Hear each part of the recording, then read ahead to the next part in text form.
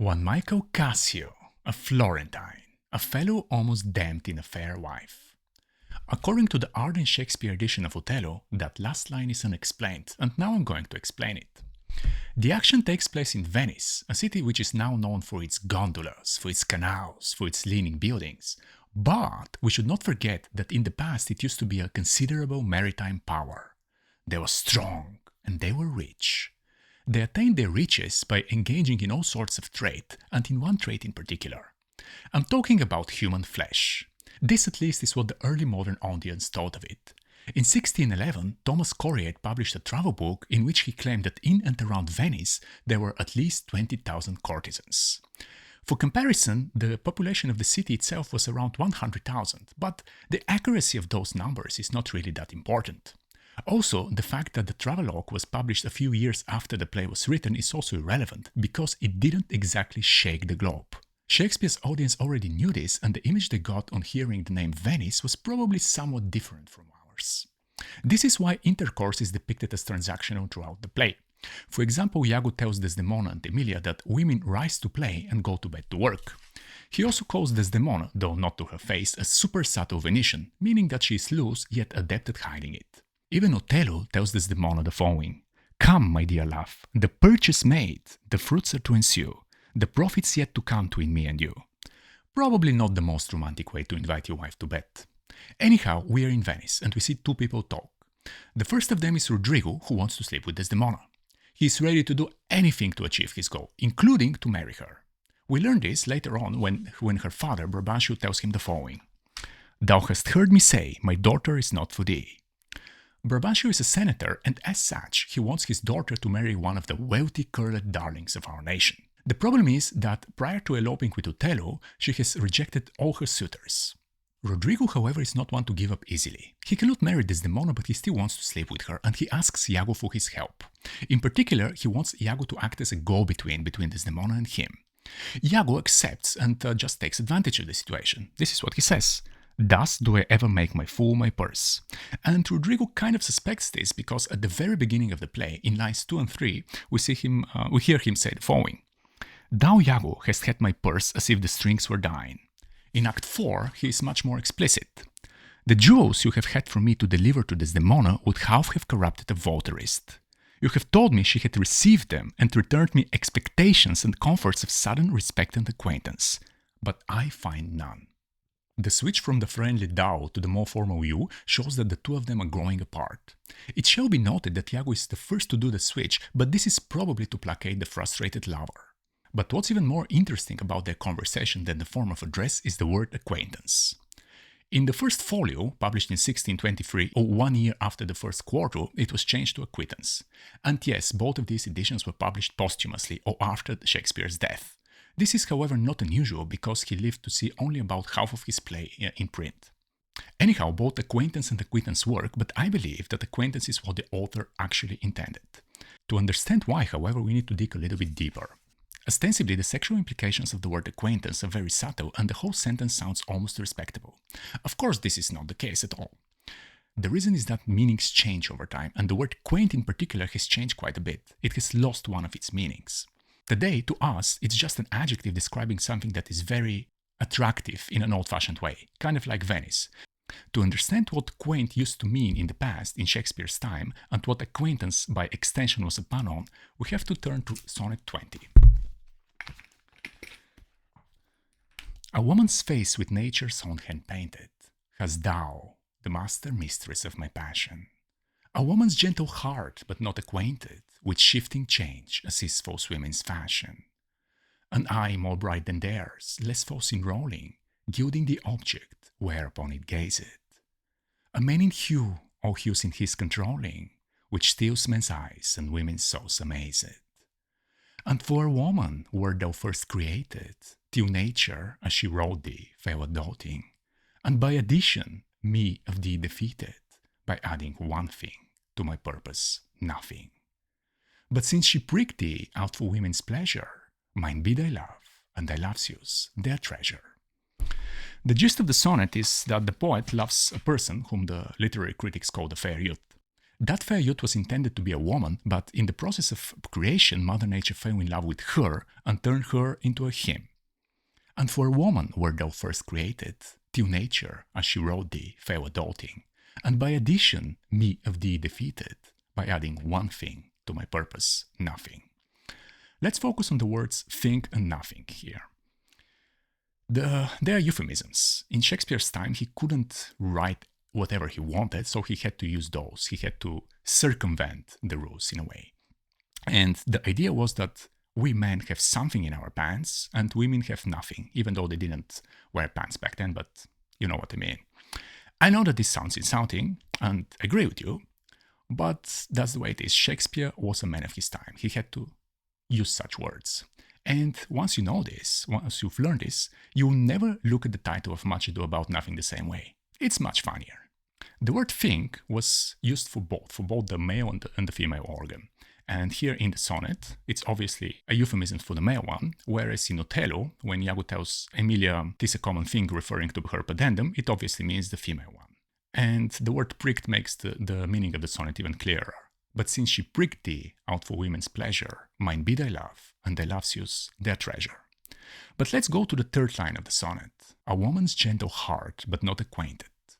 Not acquainted. The surface meaning is obvious, it means not familiar with. But, as pointed out by the Arden edition of the sonnets, the word acquainted also means not equipped with acquaint. And acquaint is a synonym for you know what. A very vulgar synonym, as you can see from the Oxford English Dictionary definition of the word. With that in mind, we can go back to Othello and to what Roderigo says. Apparently, he wants to sleep with Desdemona, and he's not alone in this. We remember the wealthy curled darlings of our nation, but there's more. In Act 2, we hear Iago say to himself in a soliloquy, which means that basically he's telling us, the audience, the following. That Cassio loves her, I do well believe it. Now, I do love her too, not out of absolute lust, though peradventure I stand accountant for as great a sin. Remember that in Shakespeare's time, love was frequently a euphemism for lust, as Iago is kind enough to remind us. Anyway, Iago's assessment of his own feelings is obviously reliable, but his view on Cassio's is open to interpretation. Still, when this happens at the beginning of Act 2, which by the way takes place in Cyprus, which was considered to be the birthplace of Venus, the Roman goddess of sexual love, spelled almost the same way as one of Venus's names, there's just one letter difference, which is practically nothing. But anyhow, this happens at the beginning of Act 2. And at the time, we see Cassio flirt with both Emilia and Desdemona in front of everybody. They are at the shores of Cyprus. The ships arrive one after the other, and Cassio is flirting with everybody. And we learn that this is something very typical of him. Examining the whole play in its entirety, we can almost safely conclude that Cassio is not really trying to sleep with Desdemona. But at the time, it seems highly probable that he is. And Desdemona is very innocent. She is almost naive. In a way, although she does exhibit quite a bit of prudence in the first act. But whatever the case, the two of them are very affectionate toward each other, and people take notice, especially Iago. This is what he says, to himself again. He takes her by the palm. Well said, whisper. With as little a web as this, we will ensnare as great a fly as Cassio. Aye, smile upon her, do. I will jive thee in thine own courtesies. You say true, 'tis so indeed. If such tricks as these strip you out of your lieutenantry, it had been better you had not kissed your 3 fingers so oft, which now and again are most apt to play the serene. Very good, well kissed, an excellent courtesy. 'Tis so indeed. Yet again, your fingers to your lips. Let's review what we've learned so far. The action of Act 1 when we meet Roderigo and Iago takes place in Venice, a city associated with the goddess of sexual love, Venus, and with female companions. Everybody wants to sleep with Desdemona, from the wealthy curled darlings of our nation, to Roderigo, to Iago, and possibly to Cassio. The only person who succeeds, though, is Othello. However, at the time, in Act 1, we still don't know whether the two of them have consummated their marriage, or, to put it in Iago's words, whether they're fast married. That last point doesn't get resolved at all, while it still matters. And it matters before we learn that the Ottomans are attacking and that the Duke of Venice and the other high-ranking officials want to send General Othello to Cyprus to fight. After this, no amount of pleading or argumentation on Brabantio's side can persuade his brothers of the state, as he calls them, to annul his daughter's marriage. Now, a little bit of an aside here. Why could the Duke of Venice annul his daughter's marriage? Because at the time, the marriage certificate or signature was less important than the consummation of the marriage. You were supposed to not consummate the marriage prior to going to the church, prior to signing the contract, and after that you had to consummate it for the contract, for the legal side of the marriage to be valid. There was a loophole though. If two people promised each other to get married, then they were allowed to consummate their marriage beforehand. The result of this, as pointed out by the introduction to Measure for Measure, by the Arden introduction, is that about 1/3 of the Elizabethan brides attended their own weddings pregnant. Anyhow, every general needs a lieutenant, and Othello has chosen Cassio over Iago.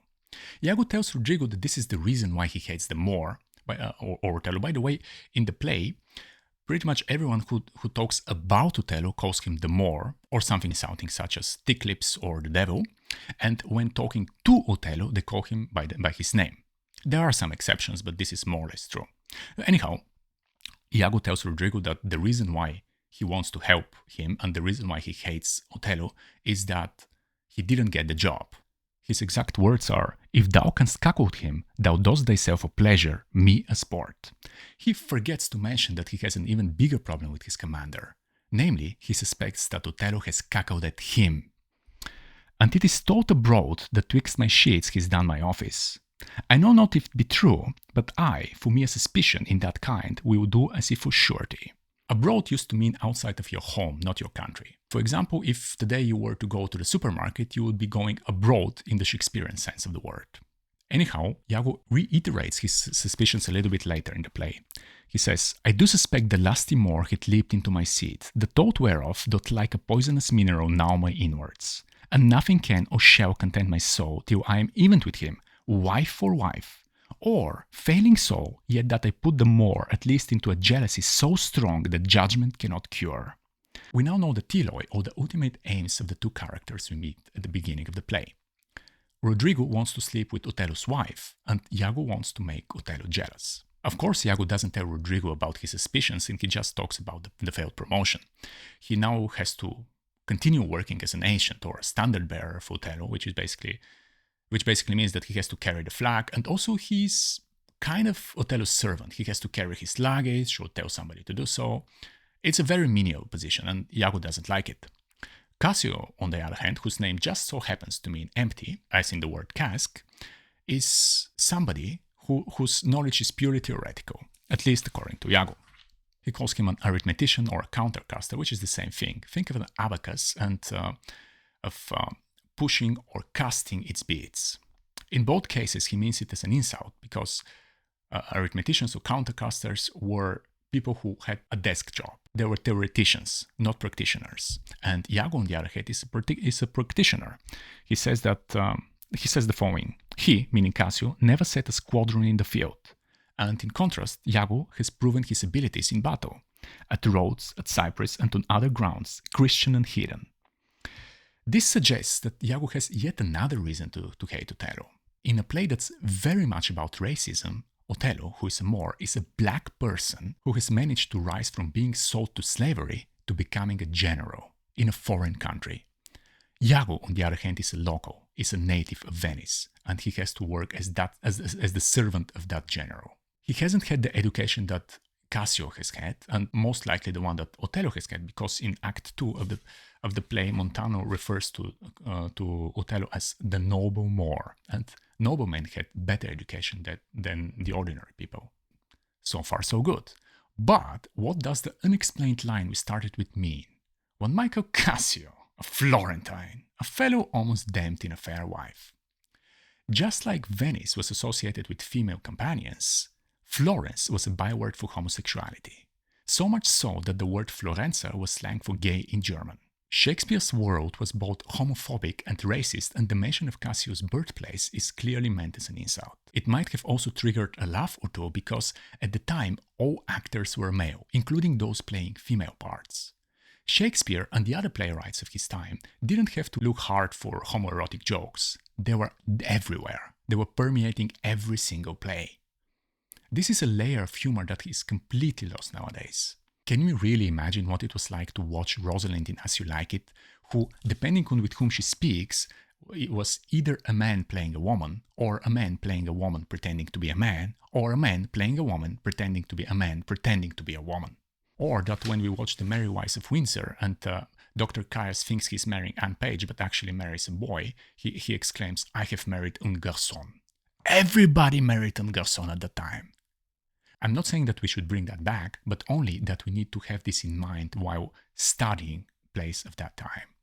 Otherwise, we might get a distorted view of what was going on. Such jokes were everywhere, and it's rather obvious why a homosexual would be almost damned in A Fair Wife. Now, Iago means this in jest, kind of like what Eminem does in his songs. Nowhere in the play are there any hints that Iago really considers Cassio homosexual. On the contrary, he says that he's very good with women. So this is clearly just one joke. And of course there's more to that line. The reference to Florence alone doesn't suffice to explain it. It's time to turn to the word fair. The word fair used to mean beautiful. Not like nowadays when it means okayish. No, it meant actually beautiful. And it had at least two other meanings. One of them was white complexion, to simply white, and the other one was just. It's a very, very racist word, and Shakespeare knows this. He reminds us of this when he makes the Duke of Venice say the following to Brabantio, who is Desdemona's father. "If virtue no delighted beauty lack, your son-in-law is far more fair than black." Far more fair than black. This shows that Shakespeare was fully aware of the racism embedded in that word and that he also didn't endorse it. Now, Cassio sleeps with a not-so-subtle Venetian called Bianca. And Iago tells us that she doesn't even charge him for her services. He says, "'Tis the strumpet's plague, to beguile many and be beguiled by one." Bianca means white, just like fair means white. And the name Bianca is very sexually charged. In The Taming of the Shrew, there's another Bianca with whom the whole world wants to sleep, but only one succeeds. Her Othello is called Lucentio, and in Act 5 of the play, he manages to hit the white. This metaphor comes from archery, where the target is white, usually white, and it's also usually circular, which is a clear allusion to something, especially when considered together with an arrow trying to penetrate it. Iago asks Cassio in jest whether he intends to marry Bianca, and this is their conversation. Iago says, "She gives it out that you shall marry her. Do you intend it?" Cassio just laughs it out. "Ha ha ha ha! This is the monkey's own giving out. She is persuaded I will marry her out of her own love and flattery, not out of my promise." We also learn from Iago that Cassio is extraordinarily attractive, because in Act 5 he says that Cassio had a daily beauty in his life that makes me ugly. As though Iago needed any other reasons to hate people. Anyway, Cassio doesn't want to marry Bianca, and they're not legally married, but she keeps pestering him, and this he finds annoying. Metaphorically speaking, we can say that even though they're not legally married, he is a fellow almost damned in A Fair Wife. See you in the next video.